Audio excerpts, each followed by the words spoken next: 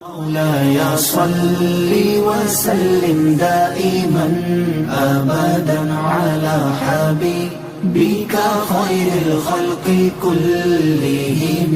مولاي صل وسلم دائما أبدا على حبيبك خير الخلق كلهم. مولاي صل وسلم دائما أبدا.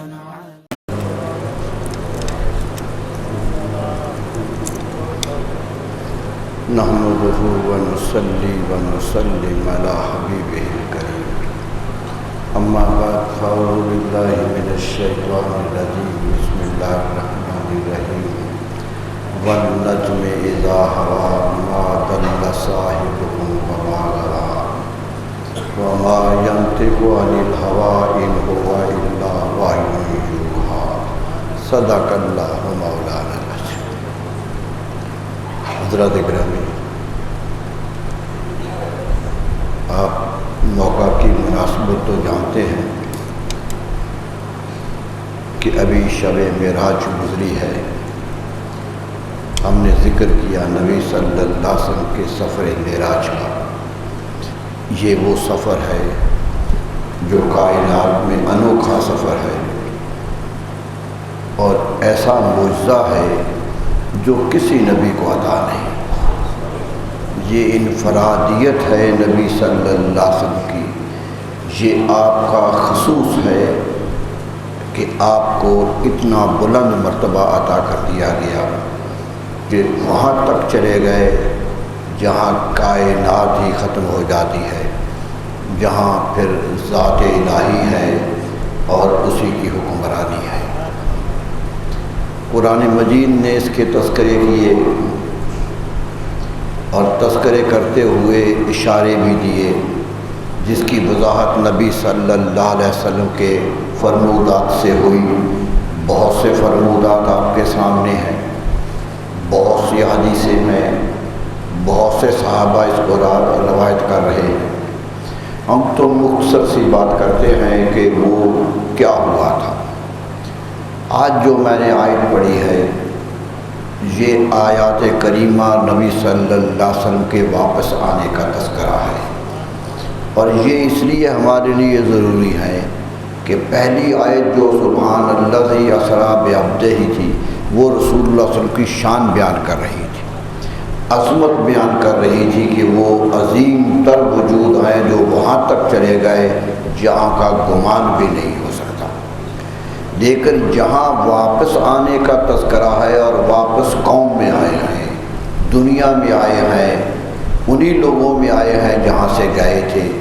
تو اب دیکھنا یہ ہے کہ وہاں جا کر واپس کیا لے کے آئے. اتنا بڑا عروج حاصل ہوا، اتنی بڑی منزلت حاصل ہوئی، تو قوم کو اس سے کیا ملا؟ کیا یہ صرف ایک واقعہ ہے جو ہم بیان کرتے رہیں گے؟ کیا یہ ایک معجزہ ہے جس کی تشریحات ہوتی رہیں گی، یا یہ ہمارے لیے پیغام بھی ہے اور ہمارے لیے آگے بڑھنے کا سامان بھی ہے؟ یہ ہے جو بات علماء نے دیکھی، جو باریک بین علماء تھے انہوں نے اس سے دریافت کی. ورنہ تو یہ ایک واقعہ ہے، حدیث میں بیان ہوا ہے کہ یہاں سے گئے، یہاں آئے، یہ ملا، ان سے گزرے اور فرشتوں میں گئے، فرشتوں سے آگے گزر گئے. یہ تو ایک واقعہ ہے جو بیان کیا جاتا ہے، اور جس سے ایک ایک قدم پر نبی صلی اللہ علیہ وسلم کی فضیلت نظر آ رہی کہ دنیا سے بھی گزر گئے، آسمان تک بھی چلے گئے. کائنات کا انسان جو دنیا میں پیدا ہوا ہے اسے آسمان پہ جانے کی ہمت نہیں ہے. کوئی وجود بھی حضرت عیسیٰ علیہ السلام کو اللہ نے اٹھا لیا تھا جب قوم ان پر ظلم کرنے لگ گئی تھی کہ حتیٰ کہ انہیں تختہ دار پہ لے گئی تھی. یہ ہو گیا تھا کہ لوگ سمجھتے تھے کہ ہم نے انہیں پھانسی دے دینا ہے، یہ رسول صلی اللہ علیہ وسلم کی ہم نے باتیں نہیں سننی ہے. یہ جو بات تھی اس وقت نبی حضرت عیسیٰ علیہ السلام کو اٹھا لیا گیا. وَرَفَعْنَاهُ، قرآن نے کہا ہم نے اٹھا لیا، ہم نے انہیں اٹھا لیا ہے کہ تو یاد رکھ لیجئے کہ وہ ایسے اٹھایا ہے کہ ما قتلو ہو و ما صلبو ہو، نہ لوگ انہیں قتل کر سکے ہیں نہ پھانسی دے سکے ہیں۔ قرآن نے تردید کر لی، بل رفع اللہ علیہ، بلکہ رب نے اپنی طرف اٹھا لیا تھا۔ یہ ان کی شان بیان کی کہ لوگ پھانسی دینا چاہتے تھے، ہم نے نہیں دینے دی، لوگ قتل کرنا چاہتے تھے، ہم نے قتل نہیں ہونے دیا، بلکہ انہیں اپنی طرف اٹھا لیا۔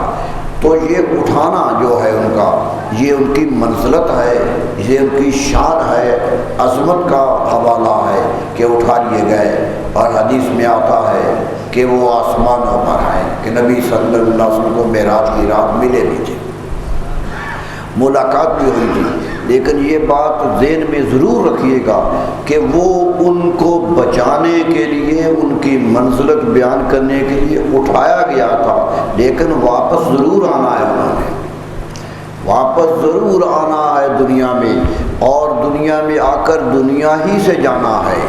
تو یہ ایک معجزہ تھا جو انہیں نصیب ہوا، جو اللہ تعالیٰ نے ان پر تفویض کیا ہے۔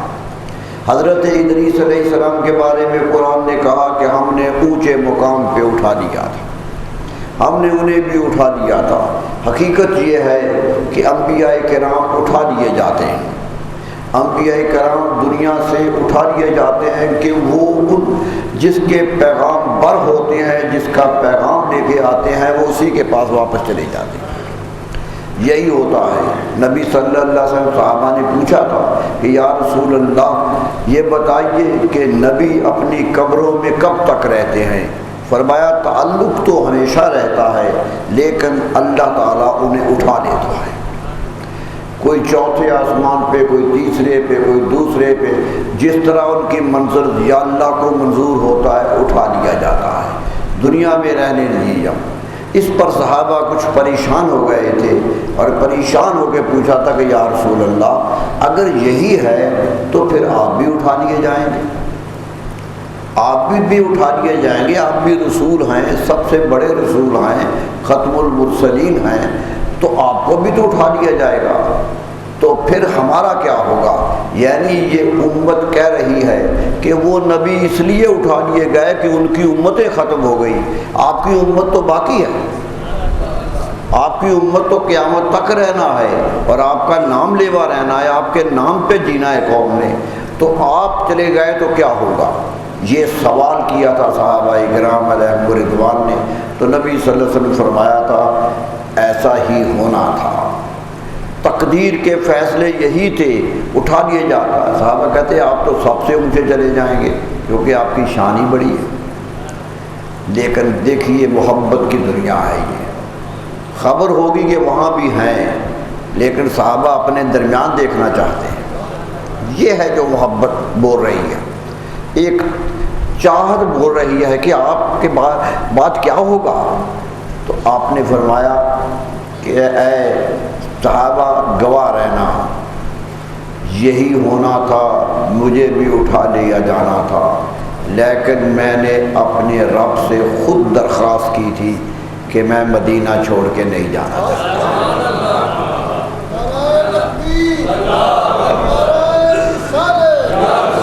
اور میں خود درخواست کی تھی، رب سے یہ مانگا تھا کہ اللہ آسمان بڑے ہیں، عظمتیں ہیں وہاں جانے میں، لیکن میں ان عظمتوں کو مدینہ میں رہنے کو ترجیح دیتا ہوں۔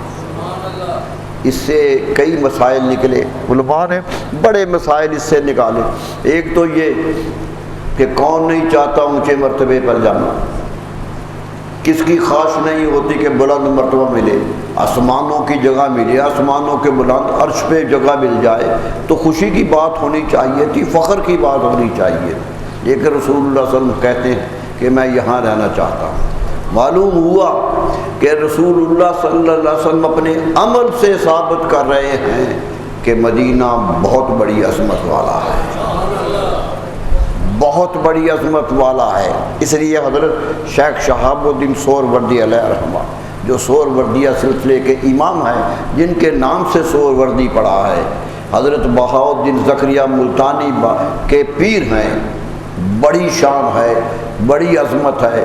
حقیقت یہ ہے کہ ہم جب درس و تدریس میں جاتے ہیں، پڑھنے پڑھانے کی دنیا میں جاتے ہیں، تو صوفیہ میں سے جو چند صوفی ہمارے سامنے علم کا میدان لے کر آتے ہیں، ان میں حضرت شہاب الدین سہروردی علیہ السلام، ان کی کتاب عوارف المعارف آج تک نایاب کتاب ہے، آج تک نایاب کتاب ہے، ہر ایک اس کا حوالہ دیتا ہے، بڑے سے بڑا بزرگ بھی اس کا حوالہ دیتا ہے، اتنی بڑی کتاب ہے میرے دوستو۔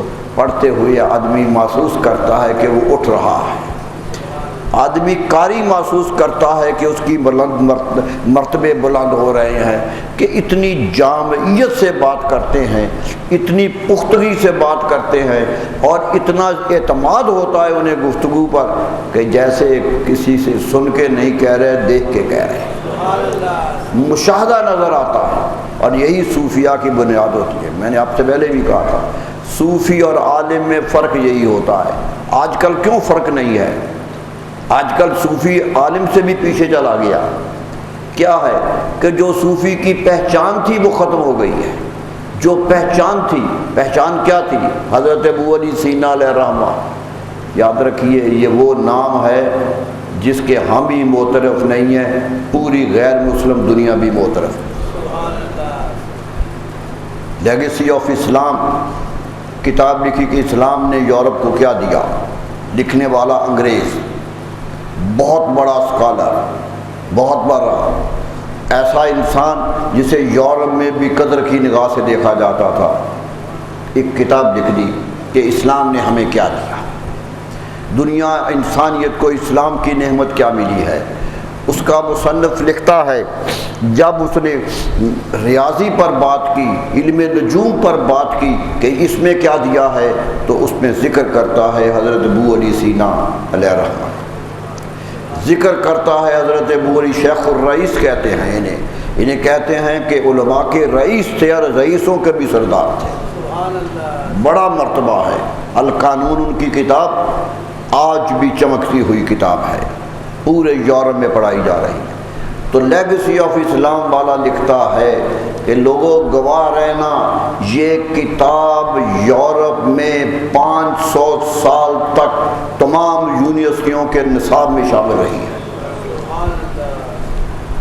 اور بلکہ ایک جملہ کا ریمیڈ میڈیکل بائبل کہتا ہے یہ کتاب ہمارے نزدیک بائبل کی طرح ہے، ان کی یہ ہمی کتاب ہے، انجیل کی طرح ہے، یہ انجیل میڈیکل کی بائبل ہے ہمارے نزدیک۔ اتنا بڑا نام، اتنا علم پر اعتماد ان کو ملے ایک درویش سے، شیخ ابو علی سینا علیہ الرحمہ، ابو سعید ابو الخیر ایک درویش تھے اس دور میں، صحراؤں میں، کبھی جنگلوں میں، کبھی کہیں، کبھی عبادت کرتے پھر رہے۔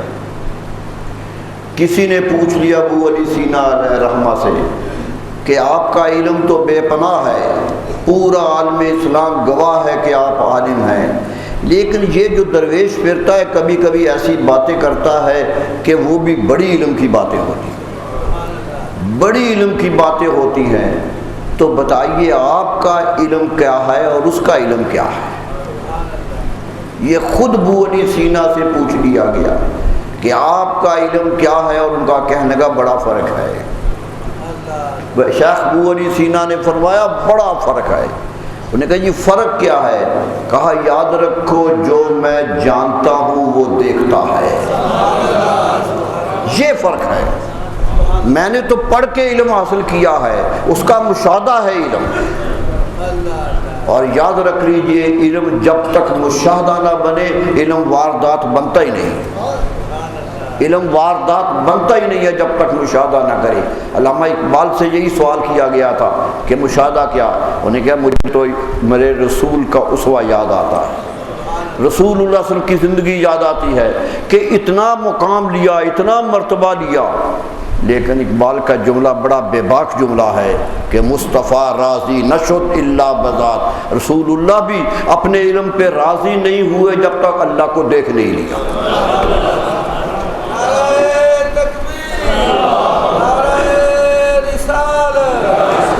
کہ علم کو مشاہدہ بنایا کہ جہاں سے علم آتا ہے وہ مرکز کون سا ہے، وہ کون سا مرکز ہے جو کائنات میں محیط ہے؟ تو اقبال کا یہ مصرع آج تک گونجتا ہے کہ مصطفیٰ راضی نہ شد الا بذات، مصطفیٰ کریم صلی اللہ علیہ وسلم راضی نہیں ہوئے جب تک ذات کو نہیں دیکھا۔ تو کہنے لگے کہ جو میں جانتا ہوں وہ دیکھتا ہے۔ حقیقت یہ ہے کہ صوفی بنتا ہی وہ تھا، وہ عالم صوفی ہو جاتا تھا، پہلے عالم ہوتا تھا پھر صوفی ہو جاتا تھا جب علم اس کا مشاہدہ بن جایا کرتا تھا۔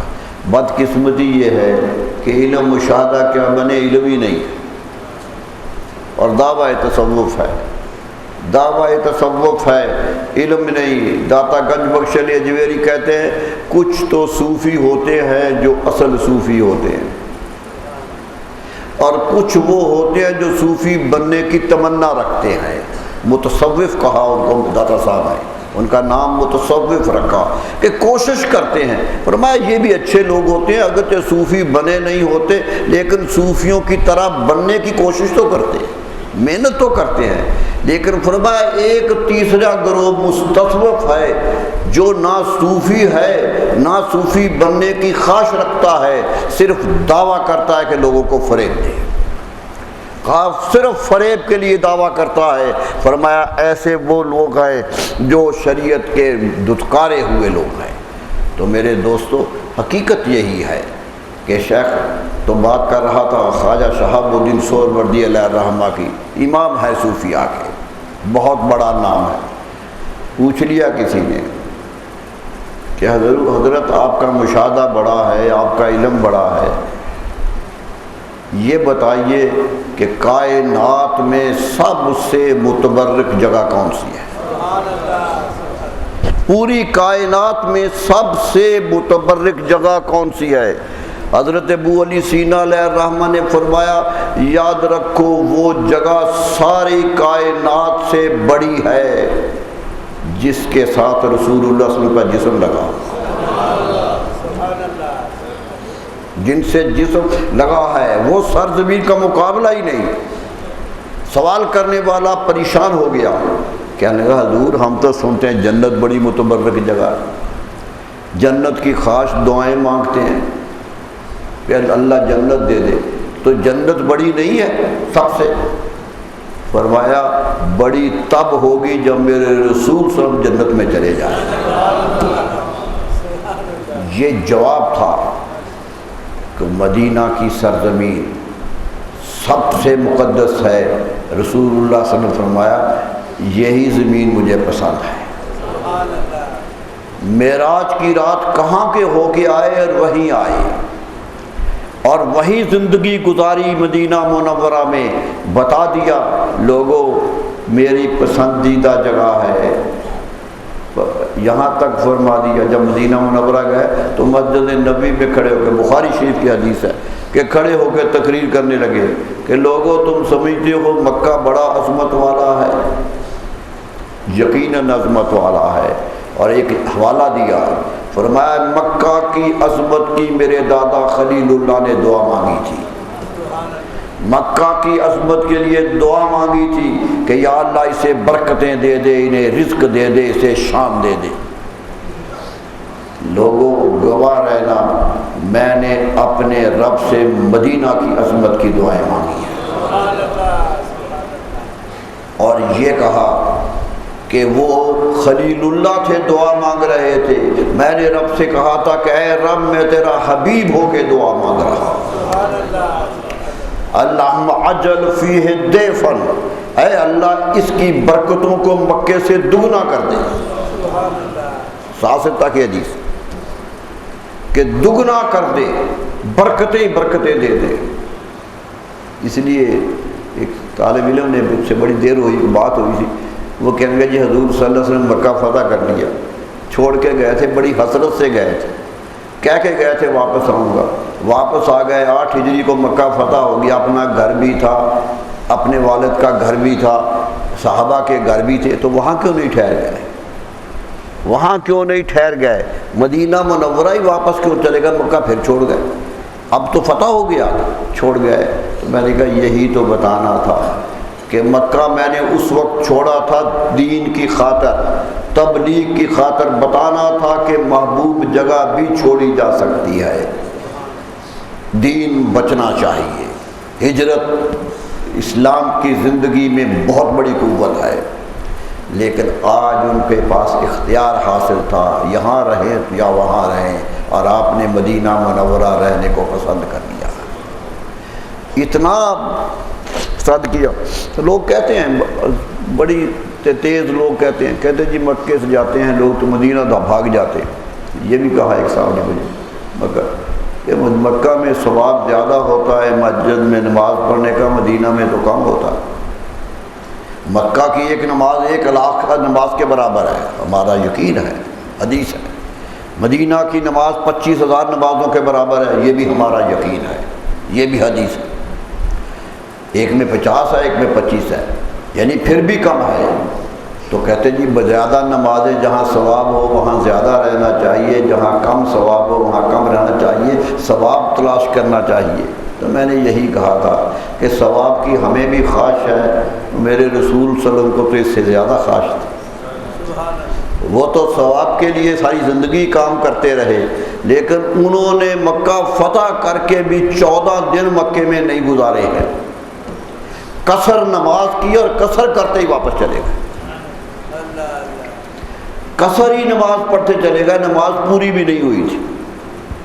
تو میں نے کہا رسول اللہ صلی اللہ علیہ وسلم کا ایک انداز ہے زندگی کا، ہمیں ذرا ان کا انداز پسند آ جاتا ہے کہ ان کے صدقے سے اللہ یہ کئی برکتیں دے دے گا، یہی ایک انسانی زندگی ہے میرے دوستو۔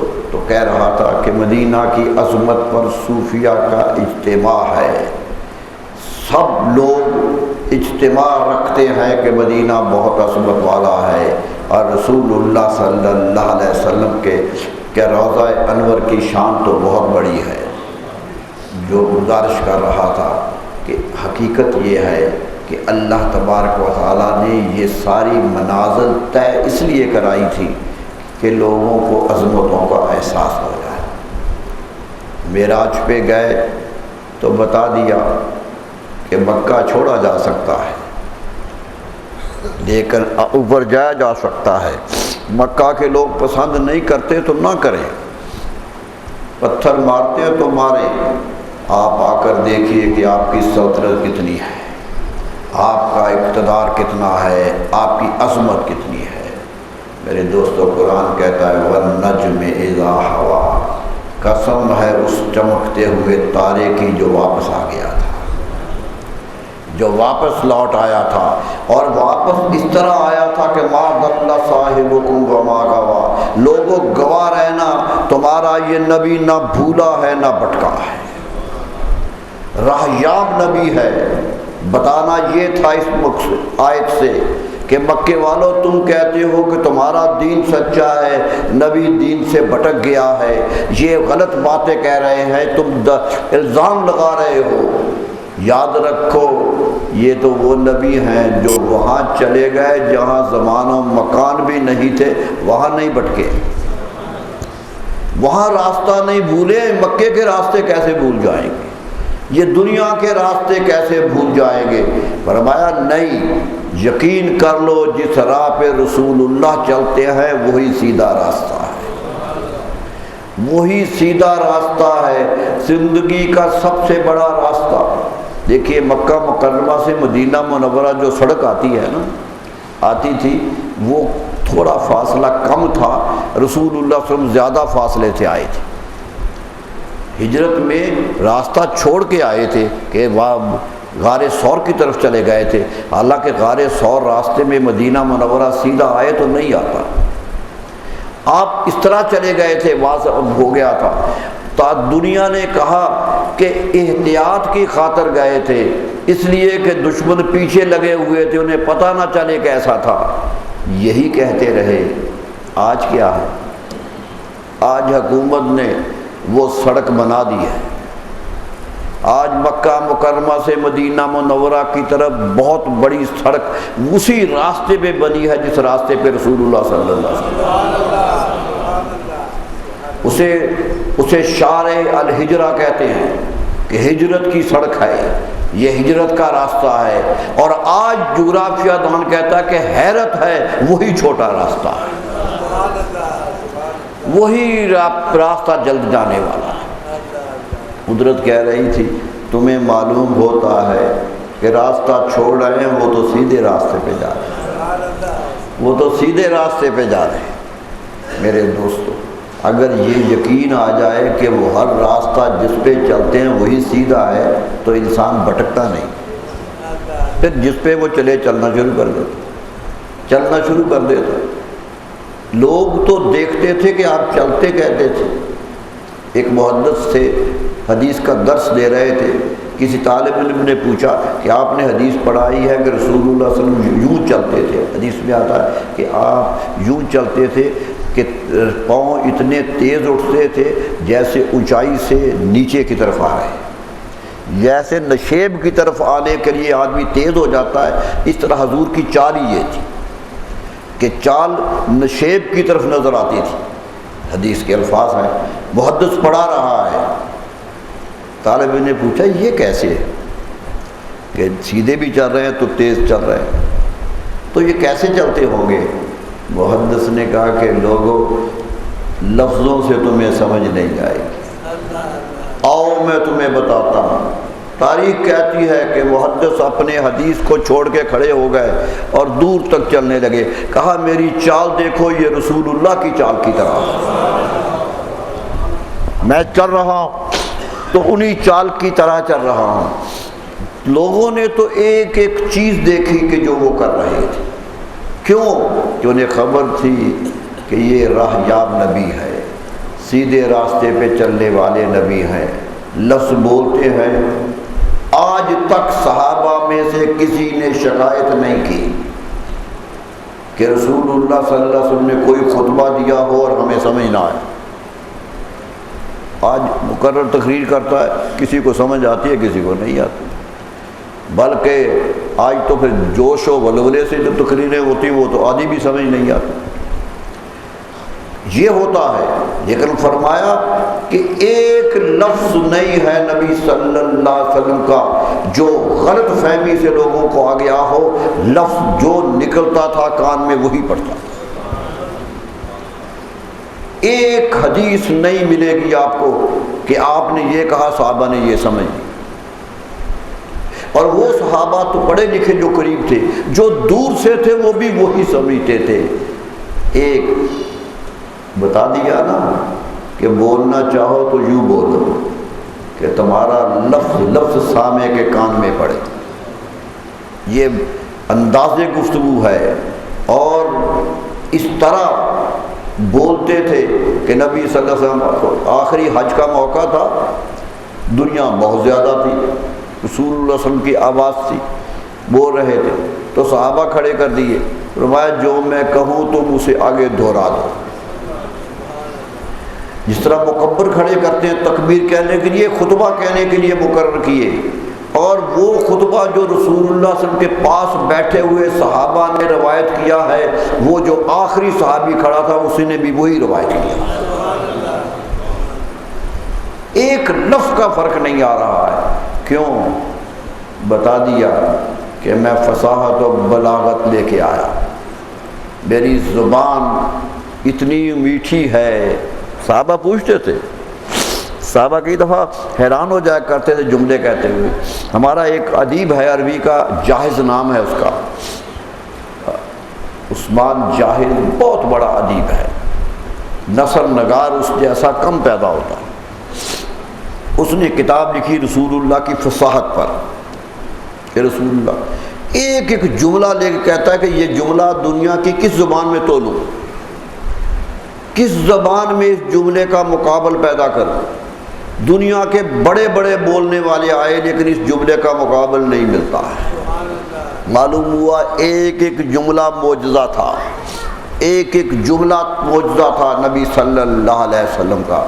تو میرے دوستو، نبی صلی اللہ علیہ وسلم کو قدرت کہتی ہے کہ یہ بھٹک کے نہیں آئے، یہ خواب و خیال کی دنیا نہیں ہے کہ خیال بہہ گیا تھا آ گئے ہیں، یہ حقیقت میں تمہارے ساتھی جو تھے وہی واپس آئے ہیں، وہی واپس آئے ہیں۔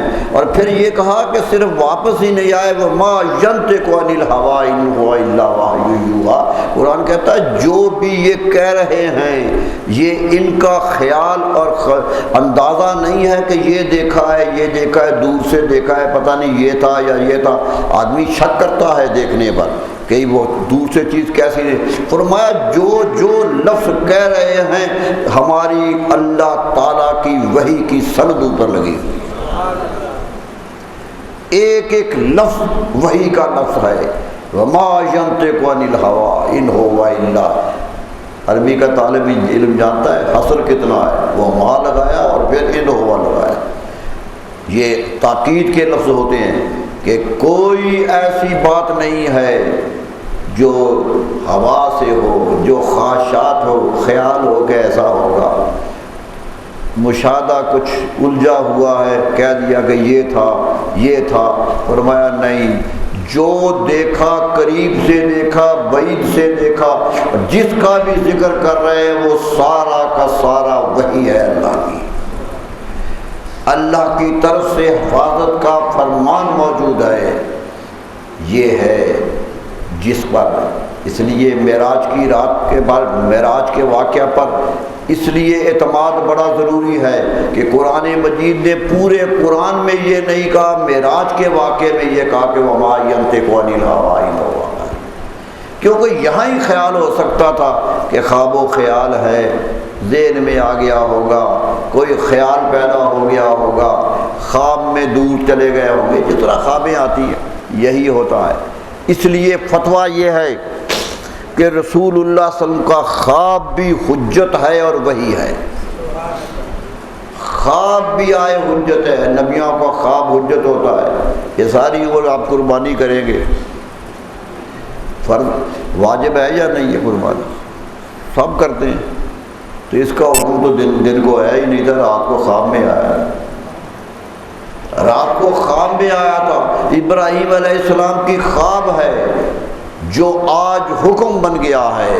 معلوم ہوا نبی کی خواب بھی ادغاث و احلام نہیں ہوتی، بٹکے ہوئے خیالات نہیں ہوتی، ایک تصورات کی دنیا نہیں ہوتی، وہ جو تصور میں لاتے ہیں وہی حقیقت ہوتا ہے، حقیقی دنیا ہے۔ یہ کہہ کر قرآن مجید نے ہمیں سمجھا دیا کہ معراج پہ شک نہ کرنا، معراج پہ وہم نہ کرنا، کیونکہ یہ ایک ایک لفظ سند الہی رکھتا ہے، یہ ایک ایک لفظ ہے، معتبر ہے۔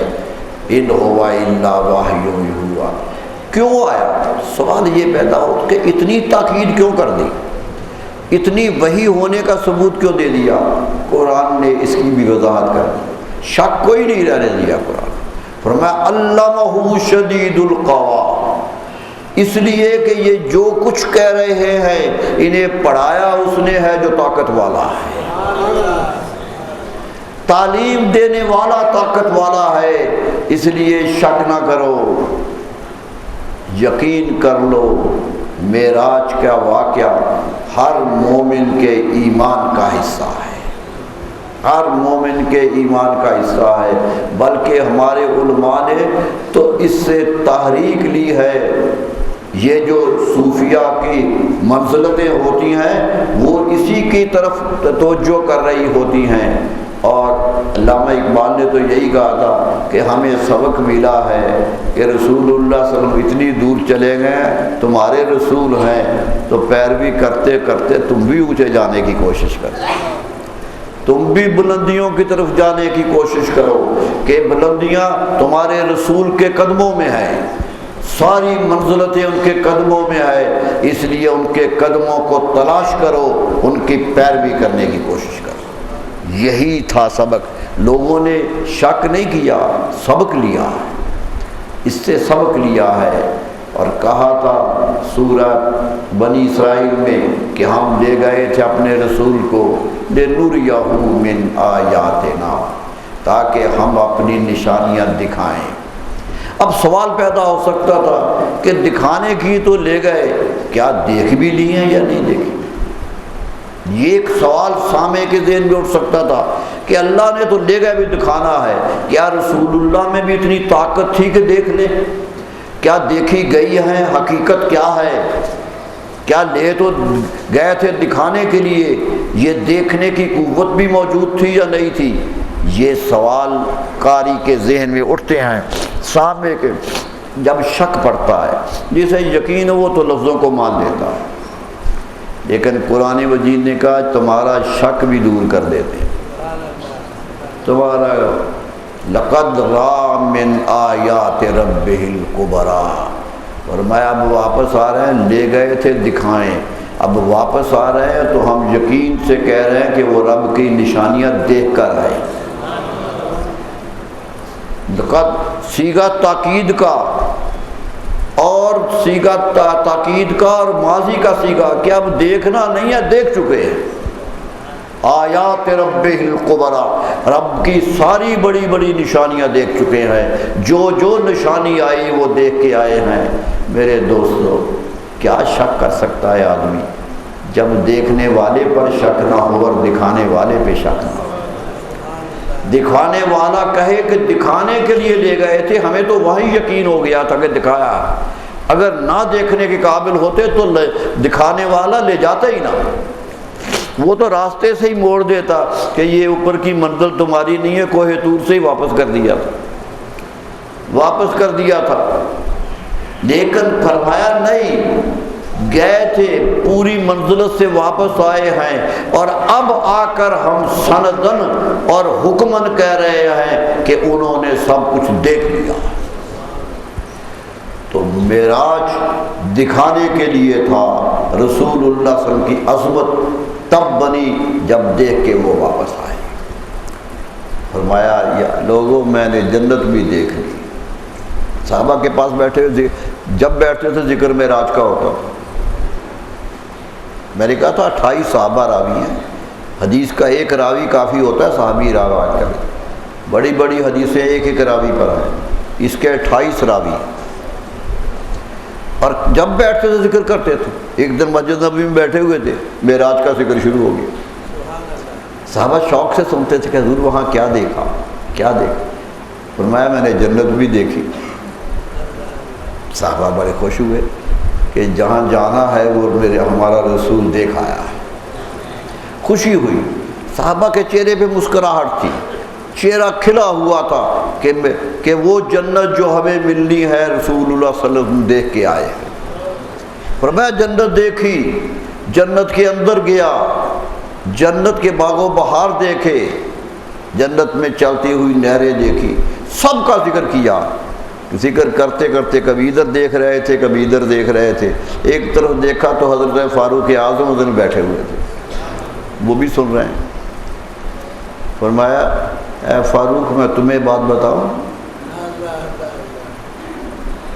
کہا حضور ارشاد فرمائیے، میں تو سراپا گوش ہوں، سننے کو تیار۔ کہا میں نے 13 محل بھی جنت میں دیکھا، جنت میں جو تجھے محل ملے گا وہ بھی دیکھ کے آیا۔ حضرت فاروق اعظم کھل اٹھے، خوشی میں آ گئے کہ اب تو جنت کا کوئی شک نہیں ہے۔ صحابہ نے تسلیم کر لیا تھا نا کہ آپ ہو کے آئے، سب نے مان لیا، کسی نے انکار نہیں کیا، حتیٰ کہ لوگ تو قسمیں کھا کھا کے کہتے رہے کہ دیکھ کے آئے۔ سب سے بڑی بات تھی کائنات کو دیکھنا، تو اللہ کی قدرت تھی کہ دکھا دیا۔ میرے دوستو اور کیا مخفی رہ سکتا ہے جب سب سے بڑا غیب خود خدا کی ذات سامنے آ گئی، جب وہ سامنے آ گیا جو کسی کے سامنے نہیں ہے، تو پھر کیا رہ گیا ہے؟ اور اس نظر کا پر صدقے جائیے، اس نظر پر قربان جائیے جو پروردگار کو بھی دیکھے تو قرآن کہے کہ ان کی نظر نہ جھکی ہے نہ بہکی ہے۔ قرآن گواہی دے کہ نظر نہیں جھکی ہے، دیکھا ہے اور کھل کے دیکھا ہے۔ بتا دیا یہی نظریں ہیں جو پروردگار کے قریب جانے والی ہیں، یہی ہے۔ تو میرے دوستو سورہ نجم پڑھیے گا، سارا واقعہ 19 آیتیں شاید 19 آیتیں شاید جس میں سارا واقعہ بیان کر دیا گیا۔ جانے کا واقعہ ایک آیت میں اور واپس آنے کا واقعہ 19 آیات میں۔ کیوں کہ کچھ ہو کے آئے تھے، ما کذب الفؤاد ما رأى، یہ بھی کہہ دیا کہ آنکھ کئی چیزیں دیکھتی ہے، دل یقین نہیں کرتا کہ دیکھی ہے۔ کئی کچھ نظر آ جاتا ہے، آدمی شک کرتا ہے، پتہ نہیں کیا دیکھ تو لیا، شک کرتا۔ فرمایا ایسا دیکھ کے آئے ہیں کہ جو آنکھ نے دیکھا دل نے جھٹلایا نہیں، دل نے مانا کہ دیکھا ہے۔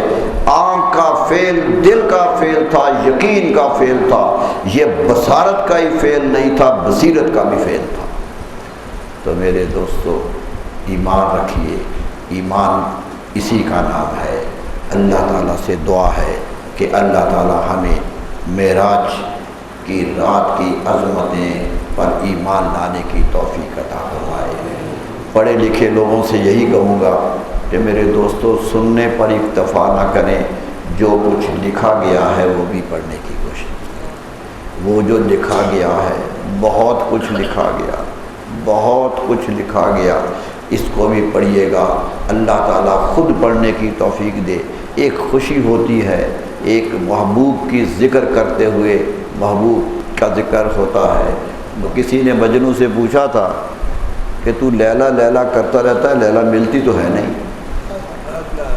ملتی تو ہے نہیں ہے لیلا لیلا کا۔ مولانا روم نے مثنوی میں ذکر کیا، مثنوی جیسی کتاب میں ذکر کیا کہ کسی نے مجنوں کو دیکھا کہ صحرا میں بیٹھا ہوا، ریت ریت بیٹھا ہوا اور انگلی سے کچھ لکھ رہا، یہاں لکھا پھر آگے لکھا، لکھتا لکھتا چلتا جا رہا ہے اور انگلی سے کچھ لکھتا جا رہا ہے، سارا صحرا لکھ کے بھر دیا۔ اس نے پوچھا مجنوں کیا کر رہے ہو؟ کہا لیلا کا نام لکھ رہا۔ وہ حیران ہوا، کیا؟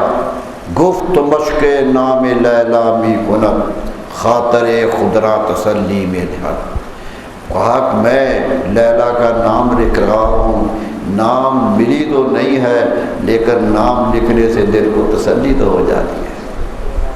محبوب کا ذکر محبت والوں کے لیے ایک محبت کی داستان ہوا کرتا ہے۔ ذکر کیجیے، ہر بات کو دیکھیے، چھوٹے چھوٹے اعمال کو دیکھیے۔ اللہ تعالیٰ نے مسلمانوں کو بڑی توفیق دی ہے، بڑی محبت کی ہے، ورنہ دیکھیے کوئی بڑا آدمی ہو جائے تو ذکر کرتے ہیں اس کے کارناموں کا، فتوحات کا ذکر کرتے ہیں، کتابوں کا ذکر کرتے ہیں۔ نبی صلی اللہ علیہ وسلم نے تو 63 سال کی عمر میں جو کیا سب کا ذکر ہو۔ میں کبھی کبھی حیران ہوتا ہوں کہ علماء کیا کرتے ہیں۔ امام سیوطی علیہ الرحمہ کی کئی کتابیں ہیں، ایک کتاب ہے کہ رسول اللہ کی پگڑی کیسی تھی، صرف امامہ کیسا تھا پوری کتاب، کہ چوڑا کتنا تھا، لمبا کتنا تھا، کپڑا کیسا ہوتا تھا، جمعے کو کیسے ہوتا تھا، عید کو کیسے ہوتا تھا، عام دنوں میں کیسا ہوتا تھا۔ یہ ہے محبت۔ یہ کتاب لکھ دی کہ رسول اللہ صلی اللہ علیہ وسلم جب دنیا سے گئے ہیں تو کتنے بال سفید ہو گئے تھے، کتاب آ گئی۔ لوگوں نے گن دیے کہ 17 بال داڑھی کے سفید تھے۔ محبت کرنے والا آشنا رہتا ہے، ایک ایک کا ذکر کرتا ہے۔ اللہ تعالی ہمیں بھی رسول اللہ صلی اللہ علیہ وسلم سے محبت کی توفیق عطا فرمائے، آمین۔ وآخر دعوانا الحمدللہ۔ مولاي صل وسلم دائما أبدا على حبيبك خير الخلق كلهم مولاي صل وسلم دائما أبدا على حبيبك خير الخلق كلهم مولاي صل وسلم دائما أبدا